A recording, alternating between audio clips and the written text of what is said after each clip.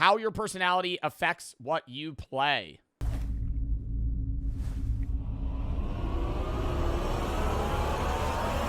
Turns out this video is actually pretty easy to write. In 2016, Dr. Jeremiah Appleton and his team ran a study where they would have gamers fill out surveys regarding their personality. They would agree or disagree with statements like, I have a colorful imagination when I am alone, I enjoy the company of others, I worry I am not accomplishing enough, or I feel the need to win even if it hurts someone else's feelings, etc., etc. All statements you can feel free to answer quietly to yourself if you like. Dr. Appleton then had the subjects report what video game genres they enjoyed the most. And in most cases... I mean, do you think there's a direct correlation to personality and what games you play? Maybe, but not in the sense of like, I don't think it's that predictable. I don't think you're able to just look at somebody, you know, ask them very surface level personality questions and be like, oh, I bet you would love Terraria, you know? Because there is a level of individuality. I think there's people that fall into more lump categories. Like, if you're a huge fan of sports, you probably play Madden. You probably play FIFA, you know? Like, guys that are really into fantasy are probably are like not really gaming gamers, but they're the guys that are going to play like COD, Battlefield, you know, maybe a fucking hero shooter. Typically enjoyed JRPGs, had more quiet, reserved personalities, and often had serious doubts as to whether they had made the right decision or done the right thing in games and in life. Those that typically enjoyed platformers and more fast-paced games like Doom often had a strong tendency to be critical of themselves. Fans of puzzle games like Tetris... What? People that play people that play like platformers are fucking like self-critiques or critics. They like make fun of themselves.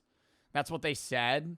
Yeah, but that doesn't make sense. What? Because like you're constantly like you're attracted to a game that's going to make you feel like you're a failure until you finally succeed, like Cuphead or some shit. Like I don't understand. I feel like that would more apply less with Doom and more with like ranked ladder CS players. Often had a strong tendency to be critical of themselves. Fans of puzzle games like Tetris or Hue prefer a certain amount of change and variety in their everyday lives, and become dissatisfied when governed by restrictions and limitations. The same goes for fans of Minecraft and other open-world sandbox games who also specifically had personality. Can we say there's anomalies to this, though? There's anomalies to this. There are, yes, there's personalities that are geared towards open world games, but I think if you're somebody that likes Minecraft, it's not just like, oh, you're like free imagination, because every personality can play and fuck with Minecraft. You could be somebody that likes building, progression, role playing, you know, fucking competitive play like Feinberg, or somebody that speed runs. Like there's so many. Minecraft is so big as a game that I don't think it applies to like a generic, hey, your personality aligns with Minecraft and Terraria. And if you're finding these statements to feel accurate of your own gaming preferences and personality, quit that, because every word of what I just said is a lie, was made up. Beautiful start to the video. Including that first line. This video is a royal bitch to make. Yeah, I was going to say, I don't think it's that simple. Just being like, oh, you're self-critical of yourself. You probably would love Cuphead. You'd probably love Hollow Knight. How does our personality affect what games we prefer playing? It's a damn good question, and one that has been investigated by people much smarter than me. But before we dive into this, I'd like to make a couple of disclaimers and a couple of examples. Out of you. I didn't set that whole opening thing up just to screw with you, although I didn't necessarily not enjoy doing that. I did it to point out that personality psych is a slippery slope. I think personality psych can be valid, but in very niche things. Once you start getting into like BuzzFeed, what Harry Potter clan am I a part of?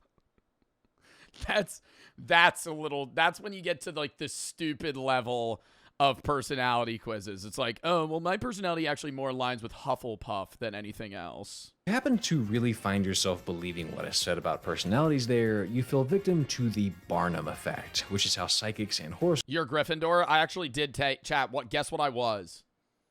I did take a BuzzFeed Harry Potter quiz before. I was a Hufflepuff. which really upset me, actually.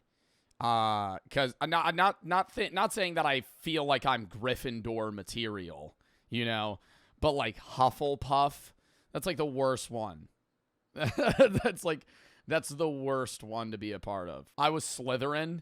Yeah, for you to get Slytherin for a BuzzFeed fucking poll, you probably ticked down that you like watching frogs explode.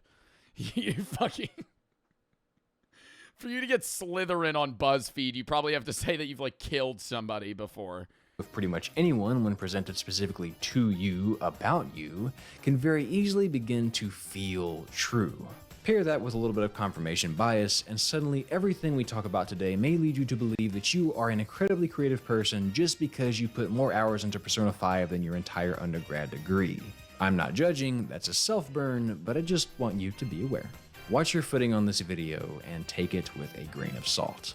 Alright, enough disclaimers. Let's dive into the tremendously fascinating world of personality. One more thing though, sorry. You should know that personality is not the most rock-solid field in psych. There are measures developed to try and capture our personalities, but between the changing of age and the changing of culture around us, who we are is ever shifting. Also, most research tends to be correlational, so what we're talking about today is tendencies and a snapshot of what we think. Yeah, it's more like statistical, like there are outliers, but it's like, hey, you're more likely to fuck with this if your personality is like this. I find that always cool with like hero shooters specifically because I play hero shooters. I think it's cool to see the personalities of people that feel like they need to play DPS, healer, like tech, tank, like Valorant too. Like you're a type of person to choose Reyna over Omen. Like those are polar opposites, right? Like those are not... Like, not obviously there are probably players that play Reyna and Omen, but if you're a guy that's going to be TPing around the map, throwing down smokes, and controlling pace of play versus somebody that's just going to fucking run it down and kind of like top frag, you're like two different types of players, which correlates with how you are as a person, right? Like tanks in Marvel Rivals play differently and act differently as people than DPS. Right, DPS complain the most. They're the most insufferable. Even everybody also plays DPS, but there's people that only play DPS, right? Only play DPS. They refuse to play anything other than somebody that's getting kills. That is a type of guy, right? That is a type of, or not guy or girl, type of person. It's usually a guy, if we're being real. The person that refuses to conform to the idea of team play and hero shooters in general, and how you have to mend around what the other people are picking, and you have to counterplay. The guy that refuses to do that and only plays Iron Man or Spider-Man or fucking Pun, like that's a dude. There is a guy that is like that, and he only blames his healers. We know, not laws. So again, grain of salt. And its intersection with game preference. If I asked you to give me a breakdown of your favorite types of games to play, you'd probably start by... I don't even know if I could do that. What's y'all's favorite genre of game? I don't really know, bro. I love story games, but I think I love story games because I play them on stream. Like, if I didn't stream, I think my top, like, genre-based games would be, like, open world survival and like shooters, like competitive shooters, open world. Yeah, like co-op. I love friend slop. I'd play friend slop any day of the fucking week. Peak Fire. That was a deserved game of the year, at least from the streamer awards. You put a lot of time into Ghost Runner. Maybe you get cheap thrills and fast-paced games like that in Mirror's Edge. Oh, you and your friends are still playing Animal Crossing. That's...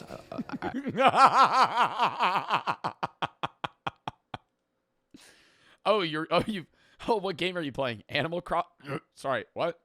I respect it. You might enjoy the sensation of dunking on your friends, or maybe your dreams are just a little bit too peaceful and you like to go out of your way to ruin that whole... Yo, you gotta be a different type of person, though, to play fucking Resident Evil 7 alone in your room at night.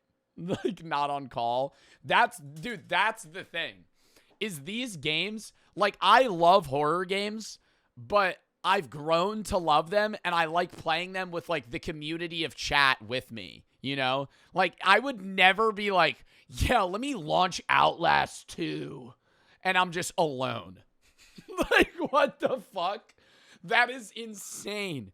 You to just be, like, not even on call with anybody. You're not streaming. You're just like, I'm just gonna rip fucking Resident Evil. I'm gonna rip Summer of 58 right now. I would get you being like, I'm gonna play a Fears to Fathom right now. Like a story horror. But just like a straight up walkthrough horror. Like, I'm just gonna play this, or like a survival horror, bro. Oh my god. Maybe your pants get tighter when you shave off a few seconds of your Portal speedrun, or when you finally unlock that last support for Dorothea. Ah, a fellow fan of the opera, I see. No matter your personal syllabus of titles or ways to play said titles, we can measure genre preference. But if I asked you to give me a breakdown of your personality, you'd probably talk in more circles than your buddy trying to get you to invest in Dogecoin. It's hard to get a true read on personality, but psychologists have come up with a few methods. And the one we'll be using today is the Big 5 personality traits developed by Lewis Goldberg. The Big 5 traits are sort of the most accepted, replicable, and used measure in the world of psych today, and each trait essentially works on a sliding scale, with most people falling somewhere in the middle. Generally, personalities don't. But do you think, like, extraversion changes what you play? Like, if you're an introverted person, you're more likely to play single-player games? I feel like introverted people play multiplayer games. They just don't talk in VC. It's like that guy in comp play that just only types in chat. Sit at the extremes, just closer to one end. Remember, we're ever changing. We'll dive more deeply into each individual trait as we get to some of the bigger points of the video, but just as an example, openness, to wildly oversimplify it, refers to our willingness and desire to seek out/think about new things. People with high openness tend to be very creative, enjoy trying new things, are extremely curious, and are happy with change. Those with low openness despise change. You won't catch them rearranging their room or changing their schedule much. They don't like. And I'm not trying to like use this as an insult. I feel like the lower openness you have to new games, the more of a Nintendo player you are. Nintendo or sports games, one of the two. I think the other personality traits really vary, but I think if you're refusing to be open to new games, you are like hard stuck playing the same Nintendo like remakes of Pokemons, and you're attacking us. I'm not. Nothing's wrong with it. I'm just saying it's like, if you refuse to play new games, you're probably stuck playing the same, like, you still play new FIFAs, but you won't leave that franchise. You know, you'll still play new Pokemons. You won't leave the Pokemon franchise. You'll still play the new Mario Donkey Kong game, but you've been playing Donkey Kong since you were born in 1992. You know, you're in the same loop. You love movies, you only like Marvel movies. You love Disney, but you only like Disney. Conscientiousness sort of deals with how organized you are. Do you pay attention to detail and strategize, or act on a whim? What's wrong with that? I'm not saying anything's wrong with that. It's the same thing of like, openness players have a failure to commit to games. Like, I have started so many games that I have not finished. I watch new movies all the time and can't commit to them. Closed off players have commitment, but lack the capability to try new games. I'm the opposite. I will try a million games and I won't continue to play any of them. Agreeableness refers to our interest in others. Are we empathetic and helpful, or are we self-serving and oblivious to others? Neuroticism deals with emotional stability and how you handle stress, and I think you're already familiar with extraversion. At our core, we all land somewhere on each of these 5 scales. Maybe you're pretty low on the extraversion scale, but you are highly agreeable, so you really empathize with people, therefore you might enjoy a good emotional story, but don't care much for partaking in real-world human interaction. As an introvert, I can relate to you. Maybe you're highly conscientious, so you love games where you plan ahead and strategize, but due to your neuroticism, you often get stressed when you have to make a tough decision. Maybe you over-prepare for that mission or get choice paralysis when trying to decide on an outfit or a skill. This is all my speculation, by the way. I'm just trying to give you an idea of how I hate skill trees. I hate skill trees. I hate skill trees. I'll say it. I've never said it before. I fucking hate skill trees. I don't like the option. It's so stressful. It's so stressful. I like building a character, and I like that aspect of a skill tree. But when you throw me in like a net, not a skill tree where it's like, hey, pick this, and then it goes down, and then you pick this, and it goes down, like a web. It's not even a tree. It's a skill web. Like in fucking, like, what's a game that has that? Not Elden Ring. There's like, but like a really open, like, not Hollow Knight. Like, what's, like Cyberpunk? Not Dispatch. Dispatch did not have a skill tree. Skyrim, some shit like that, man, where you spawn in the middle and there's 5 different skill webs and you gain credits that you use to unlock different too many options. Too many options. Your personality. That's why I like a restaurant with 10 things on the fucking menu. Don't give me a fucking Cheesecake Factory binder with 85 pages where on page 33 I find the sludge. And nobody's even seen that on the menu in years because there's fucking 800 things on the menu. No, I want to see the fucking burger you offer. You have chicken, salmon, steak, vegetarian option, and a fucking lava cake that everybody raves about. That's all I want. Luckily, though, we don't have to speculate much.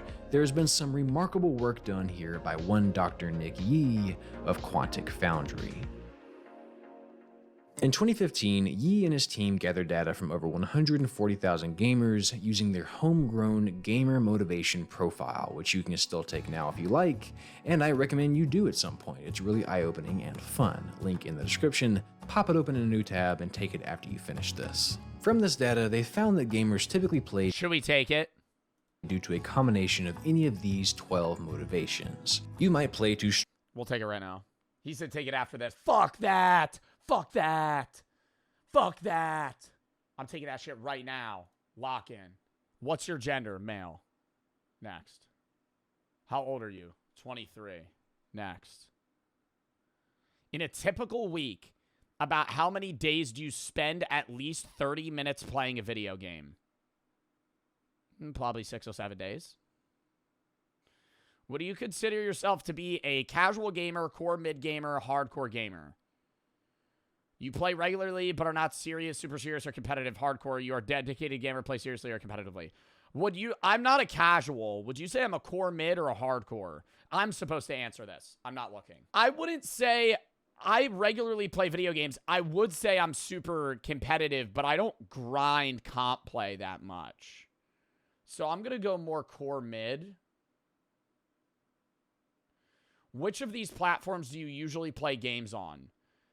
I don't play on console. PC, I don't really play games on my iPhone. I don't really play games on VR. I play games on the Switch. I don't really, oh wait, no, I play on console. I do play, I'll play console PC because I'll play Switch games, but on stream. I'll only really play like Clash of Clans. I don't really play like tablet games. What are some recent games you played in the past few years and in the past few years you have enjoyed playing? Minecraft. Why are there I only know one Minecraft. Kind of staring down a lot of options here. Then I would go Marvel Rivals. Then I would go The Quarry is like a good game. I just got to throw some variety in here. Next. Are you currently playing any web, mobile, or tablet games? Clash of Clans. That's really all I play and not often right now. Java. I think the Minecraft franchise is fine as an answer. Are there any other games you've enjoyed playing recently? What are other games that we really fucked with? Dispatch was really good. Ooh, is that too new? Too new for their books. Okay. So not that new. Let's go Last of Us 2. I did really love that. Mafia Definitive Edition. The first one. And what's another, like, variety? Like, we're going variety here. What's, like, another good game that I liked? What's, like, a scary game? I do like Peak. Like Friend Slop. For the next session, how important are the following game elements and activities to you when playing video games? Pretending that I'm someone / somewhere else. Maybe slightly important. I don't really care about the whole RP thing. Getting to know all the main characters and their backstories. Somewhat important. Completing all possible missions and achievements in a game. Not important at all. Discovering offbeat or unconventional ways to play the game. Maybe slightly important. Becoming as powerful as possible. Extremely important. Acquiring powerful weapons and artifacts. Very important. Characters with interesting backstories and personalities. Very important. Taking the time to practice and master a game. Very important. Making an effort to get every collectible item in a game. Not important at all. I hate collectibles. Accumulating large amounts of in-game resources and currency. I would say that's very important. Getting every possible star trophy and unlock in a game. Maybe slightly. I don't think that's that big of a deal. Dominating other players. Extremely important. Having many customized... It's going to tell me to play Call of Duty. Or fucking CSGO. Having many customizable color, style, skins, and options. I do like customizable skins. I would say that's very important for me. An elaborate storyline. I love an elaborate storyline. Playing the game at the highest difficulty level. Somewhat important. Not that important. Taking on difficult challenges that may take many tries to succeed. Yeah, I do want some difficulty. How much do you enjoy the following game elements? Helping other players. Being immersed in another world. Using guns and explosives. Being an agent of chaos. God, this is so cringe. Taking on the role of another character in person. I do enjoy that. But I don't need it. Gameplay with constant action and excitement. Yeah. Need to be stimulated.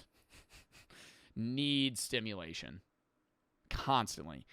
Going against other players in duels or matches. Gameplay that requires reaction times.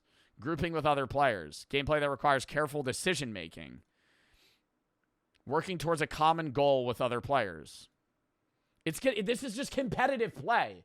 Games with blood and gore. Games that require a lot of thinking and planning. That was probably somewhat. It doesn't matter. Blowing things up. Yeah, love that. Gameplay that requires long-term planning and strategy. Long-term, maybe a little. Gameplay that is fast-paced and intense. I love that. Competing with other players. How often do you do the following things when you enjoy playing video games? Experimenting with objects in the world to see what happens. Sometimes. Explore the world for the sake of exploring it. Sometimes. Put a lot of thought and effort into a character's creation. Rarely. Focus on increasing your stats level. Often. Try many different things to test what the game's world will let me do. Rarely. Considerable time into customizing my character's cities and spaceships. Maybe sometimes. Study other players to improve your own gameplay. Maybe sometimes. Bro. Put my email address? Fuck that. Skip. Oh, it just tells you a bend. Like what you're most likely to go towards. I mean, that's kind of cool. My Quantic gamer type is ninja. Like Tyler Ninja Blevins. Seek out difficult challenges that blend strategic decision-making, fast-pacing, and competition. Action, social, mastery, achievement, creativity, and immersion. Wow, I'm really uncreative, apparently. Okay. Rude. That's fine. Stretch your creative muscles. You might play to get wrapped up in a story or to feel like you're someone else. Some folks do it for the challenge. Some folks do it for the power trip. Many of you crave the community and the competition, and some of us just like to blow shit up. Likely though, we are all some combination of any of these. People are rarely so one-dimensional. And since most people... I don't know, like, I like dogging on other players, but I love a good game, you know what I mean? I love an OT clutch. That's, like, what I live for. I live for Marvel Rivals matches and, like, comp play where I have a really shitty teammate that I hate and we beef with each other, but we still win the game. That's, like, the best. People exhibit multiple of these motivations when playing games. Yi and his colleagues used a little technique. I don't like comp games where you just roll the other people. You know what I mean? That's why I was having more fun last Fortnite season too, because like they got rid of more of the bots and there was more real player interaction. So it's like you're actually playing people that are good. Called multidimensional scaling for the data, which maps out the correlation between these variables. If two motivations are more correlated, they are put closer together, whereas motivations that are less correlated are placed farther apart. Meaning, since these two dots are close to each other, if you were really into gaming for destruction, you are likely also into it for excitement, but less likely to be into it for strategy. When you take a look at the full map from the data, you can get a better idea of what motivations are related. And you might see that you probably fall into one of these three clusters, or maybe even dip your toes into two of them, which is exactly what Yi and his team noticed. There were three higher level structures, three primary types of players that most motivation correlation. I'm gonna guess. I think you either do story design, community excitement, destruction, or you do this group, right? It's like yellow with orange, yellow, or yellow with orange, orange with blue. I feel like yellow and blue, story design, fantasy, and ooh, no, but that's like Hollow Knight.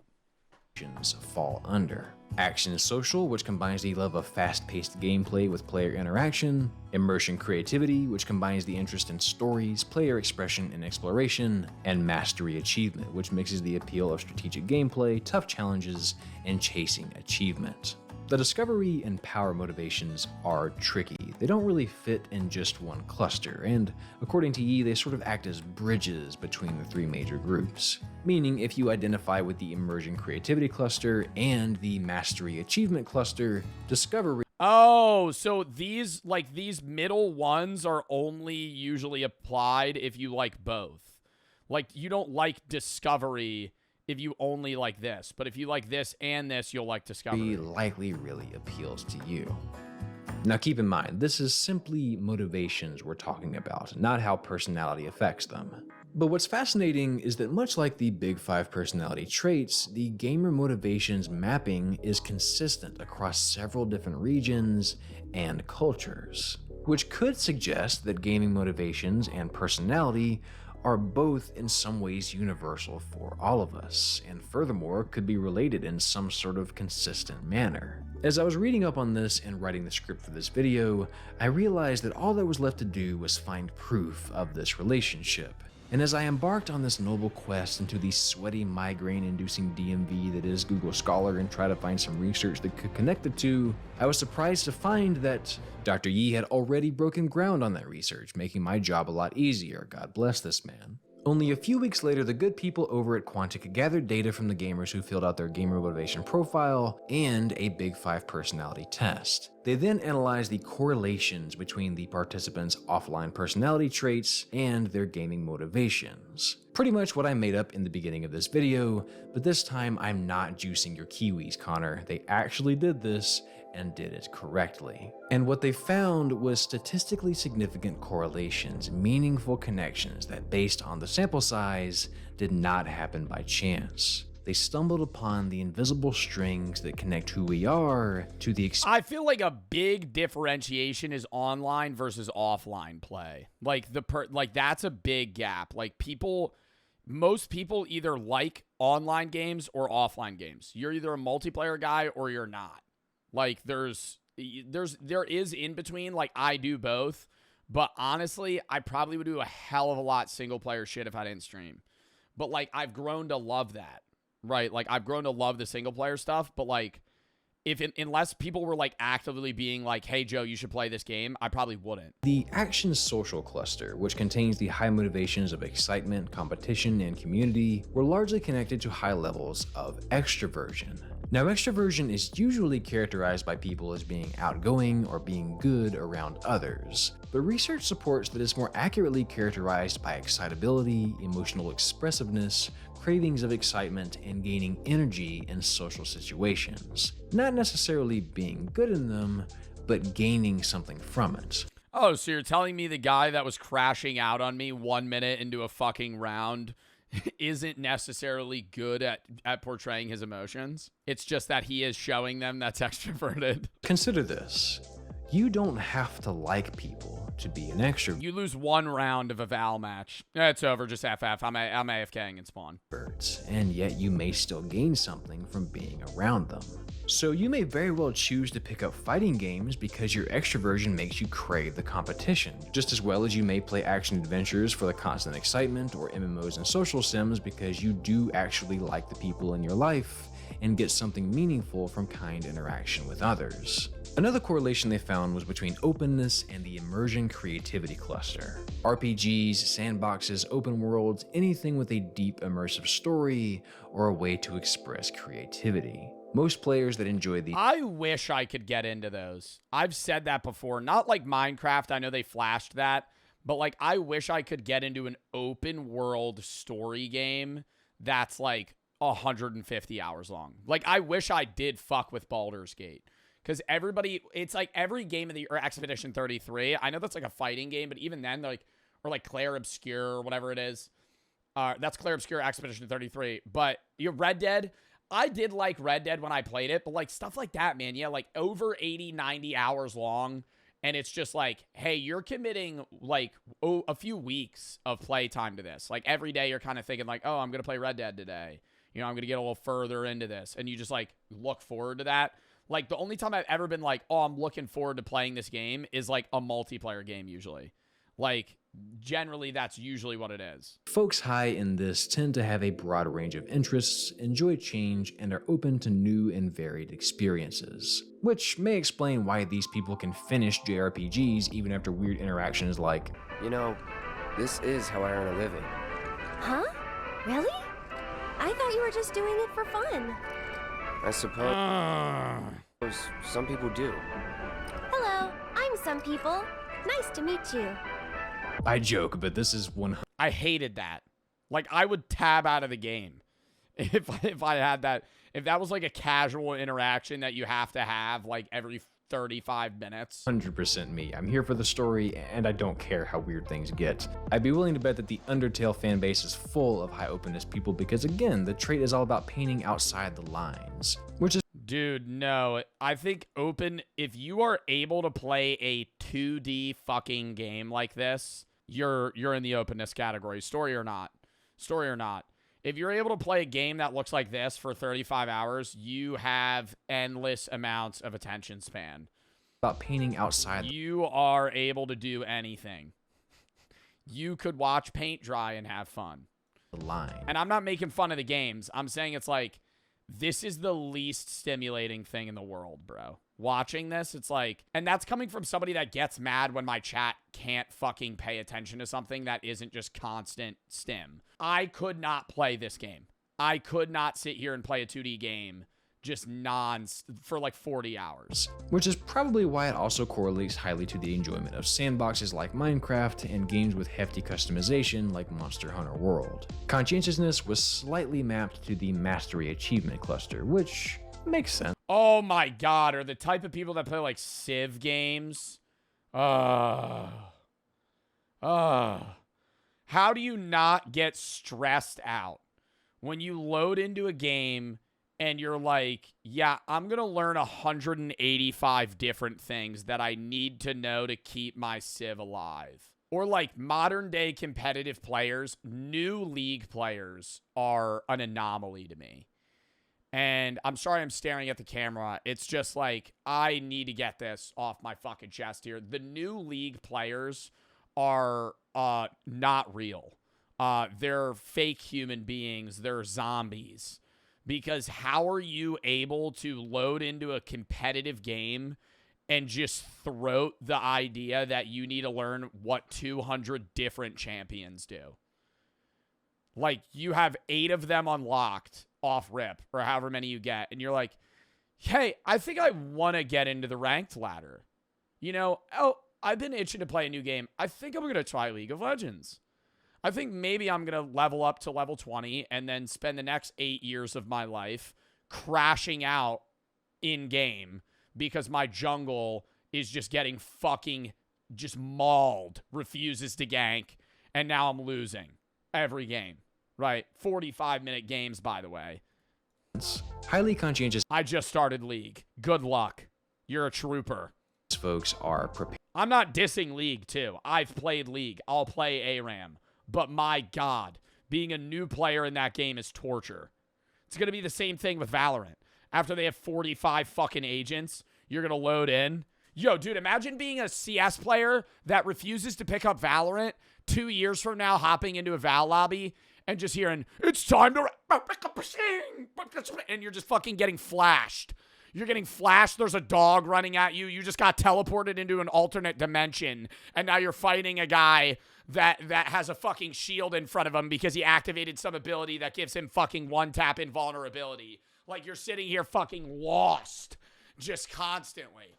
Preparers, strategizers, task-oriented schedule followers that likely find challenging strategy games like That's what sucks about those comp games, bro. That's why, and I'm not trying to glaze Marvel Rivals, that's why Marvel Rivals is easy, because it's an IP you already understand. So if you're new to the game, you kind of already know, hey, Groot's probably going to throw up big wooden walls at me. Hey, Groot's probably, oh, what is Jeff going to do? Oh, probably like some water stuff. Probably like bite people and shit and like spit. Like, oh, okay, you know. Oh, what is Iron Man going to do? Probably fly around, you know. So it already makes sense. If you leave and come back, it makes sense. When you're playing Valorant, they add some guy named fucking Schmegma, and he's like glowing green, and his character's like, it's time to schmeg. And they have a voice actor for him, and I'm now trying to, like, that's how I feel with Overwatch.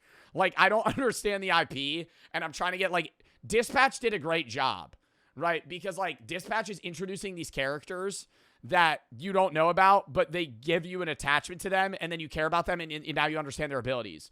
But when I'm playing, like, Valorant, they had, like, Jet, Raze, Reyna, and it was, like, all these characters that, like, you know, were the base few, and then they start adding these people that I don't want to learn them, and nobody plays them. Like, and so it's easy to run Valorant, but it's like, you hop into a Valorant comp queue, everybody, even now, like, I've played Valorant recently, even though I don't play it anymore, everybody still just plays Skye, Jet, Reyna, Raze, fucking Omen, KO. Like, nobody's queuing the weird fucks that they add into the game fucking 6 months from now. Nobody plays them. Because nobody cares. Wars and XCOM to be just the right scritch to their itch. The correlation here wasn't as strong as the others, but it may shine a little light on the type of people that enjoy. Val's dead, Joe. I'm not saying Val's alive. I think Val's died off slightly, but Val's still huge, dude. They get millions of players a month. Finding all of the achievements. Again, that highly conscientious detail and task-oriented nature probably lends itself to finding some pleasure in unlocking all the achievements and getting all of the collectibles. Okay, I'm gonna come up for air now. That was a lot of big words. Couple things to note. The correlations here are significant, and they were insightful, but they aren't exactly high, meaning that this only gives us a glimpse into what is usually the case, but is certainly not universal truths. After all, you may be the most detail-oriented, conscientious person on Earth, and yet hate playing strategy games because your personality ruins them. Maybe they just come off as a chore and you have too many of those in real life, so you'd rather unwind with something relaxing. Like I said earlier, fat grain of salt. If episode 1 and psychology studies have taught me anything, it's that there's always a bigger fish. And there is always an exception. But I do think that there is a lot of truth in these correlations. I don't know, man. I love a game. Like, that's why I like playing comp games, because it's like a turn your brain off type shit. Talk to the teammates, you know, and then it's like muscle memory reactivity time, and then just like in real time strategy versus me having to like plan out something. After all, if you're super introverted, you likely would enjoy playing alone. If you're high in openness, the stranger and more novel a world is, the more likely you are to really want to sink your teeth into it. Which, by the way, this kind of supports my personal theory of why when a new game trailer drops, you may find yourself going, not for me, whereas your buddy gets hype and just tosses it on their mountain of a backlog because they want to play it all. High openness is great and all, but if everything new is appealing, RIP to your buddy's wallet and free time. Or maybe you're the buddy. I'm the buddy. My backlog is bigger than my future. For what it's worth, my take on I do have 220 games wishlisted on Steam right now. How who we are affects what we play has to do with personality reinforcement. We seek out not just games, but media in general that reflects our personality. Like Dr. Yi mentioned in the closing statements of this study, games are often stereotyped as escapist fantasies so that we can be who we're not. But we may in fact play them to better experience who we truly are, how we actually tick, and better understand our own identities. A few studies gathered in a meta-analysis by NCBI reveals that our music and television consumption is often for purposes of identity management, emotional regulation, and companionship, especially in younger people. Which leads me to believe that in a lot of ways, Gaming may influence our personality in the same way personality affects our gaming. Personality may in fact be the original spark that triggers our interest, but I think over time they act upon each other back and forth. Oh my god, Paper Mario, bro. That was like the fucking riddle. The lifelong riddle for me. This one fucking... I don't even remember where it was. I remember being a kid in Paper Mario. I could not get past this one area, and you had to do like this puzzle, and all I would do was just smack it repeatedly with my hammer. I remember just being like a mindless zombie just spamming A, being like, I don't know how to get past this. Years later, it was because it was my grandma's GameCube. Years later, she's like watching a family friend's kid. The kid's crying. She calls me. She goes, can you come help him with this game? I go, yeah, sure. What game is it? She goes, Paper Mario. And it was like the 1,000-yard stare, dude. I went, Paper Mario. I went, oh no. I went, I don't know. And I walked back. It was like the easiest thing ever. He was stuck exactly where I was, crying like fucking snot everywhere, like, and he hands me the controller. It's fucking covered in his spit. It was disgusting. I'm like, all right, I'll get through this. Literally, I like morph into like a paper fucking airplane or some shit, fly past it. It maybe takes me like 5 minutes. I hand him back the controller. He goes, yeah, thank you. And then I walk out.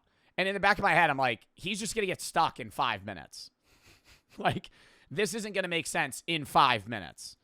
Games may serve as a mirror that reveals what we do and don't enjoy and what we do and don't identify with, which, especially in our earlier years, might structure who we are. Personality often runs into the nature versus nurture debate, which is almost always both when it comes to most psychology topics. Genetics certainly plays a part in personality, as has been shown in studies with twins. In fact, based on this twin study, genetic influence on the big 5 traits were all estimated to be around 50%, which means that personality is likely half formed by our genes and half by our experiences.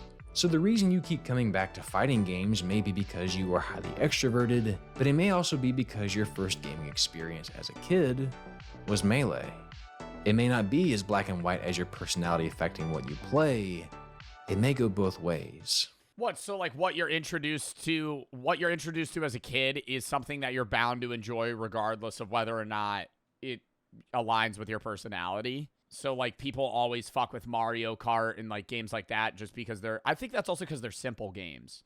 You usually like those games transition into adulthood because you're not playing Civ when you're 6, you know? You're playing Wii Mario Kart or fucking Minecraft or a mobile game or something simple. A couple of stray thoughts before we pull this video out of the oven. Age is also a huge factor. Some research presented in 2003 suggests that as we age, our personality shifts. Conscientiousness and agreeableness tends to go up through your 20s, and openness tends to decline. Meaning for a lot of people, you really may find yourself narrowing these genres you play. Maybe not everything new will be quite as appealing. Which I think kind of supports the whole notion of identity management and formation in your early years, though I could just be seeing what I want to see with Yo, do y'all think you're going to play video games when you're older? Or do you think you're going to be like some unk shit and then just like stop playing entirely? I feel like I would love to continue playing video games. I feel like a lot of older people do transition from playing multiplayer to single player games though. There are also other models of gaming motivations than these that you might want to consider. Or non-competitive games. I feel like competitive gaming is competitive reaction time-based gaming, like shooters, are largely like people sub 30. You go to like strategy competitive games, those are like older people play them. Bartle's player types, for example, plots you as one of 4 different player types, depending on if you tend to be more interested in the world versus other players and acting upon those things or interacting with them. Jason Vanderberg's Domains of Play model may also be worth checking out. Ultimately, it is extremely difficult to pin down just what exactly the relationship between our personalities and our game preferences is. It could be something we just can't quite grasp yet, and the research I've gathered for you today only reveals the tip of the iceberg. Then again, it could all be white noise, grasping at the wind. Small tendencies that reveal more about what we think is true than what is actually the case.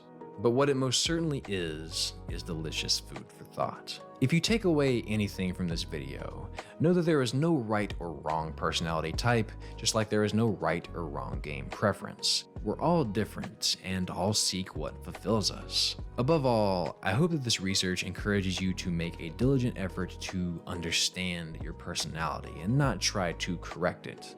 It's often said that you should just be yourself. Yeah, I think as long as you're having fun, that's fine. I always just get mad at the sports gaming community more than anything because I feel like a lot of them would enjoy other games but refuse to play them. Like people that only have Call of Duty and FIFA in the fucking in the pocket. That is the only two games they play. 2K, COD, Fortnite. But I know from That's it. experience that's not such a simple task. I think a better piece of advice would be get to know yourself. Take the time. Just guns and balls. Yeah, that's all they need. Balls and guns. Balls and guns. Guns and balls. Mixture of the two. One without the other. One with the other. 2K and guns. And I'm not saying that they're not fun. It's just like, fuck, man. Like, I know, in my heart of hearts, I know there is no motherfucker that the most enjoyable thing they could be doing in their life is playing 2K. I refuse. If you're telling yourself that, you're lying to yourself. Like, I know you're not right. You're not right. I talked to Zeusy. I fucking said this to him. I'll say, I don't think he's having the most fun on fucking 2K. There's no part of, bro, anybody that's like, nope, because nobody's sitting there like playing 2K. Most people ain't doing that, playing a video game anyway. But like, they're sitting there going, yeah, I'm having mad fun on 2K right now. Bro, trust me, hop on some other shit. Trust me, hop on some other shit. You would fuck with it more. And don't be ashamed of it. Games have always helped me do that, and regardless of how your personality truly affects what you play, I think as long as you're enjoying yourself, it doesn't really matter, does it? That's fair. I'm not going to get mad at him, dude. If somebody's like, hey, I love 2K, yo, by all means. But I'm like, don't tell me the only game you play is 2K. That was a fucking good video. I enjoyed that video. Howdy, partner. Thank you so much. This is an ad. That was a fucking W vid, though. Where do I like this? Where's the like button? Oh. Oh, that's an old video, too. Wow. All right, next.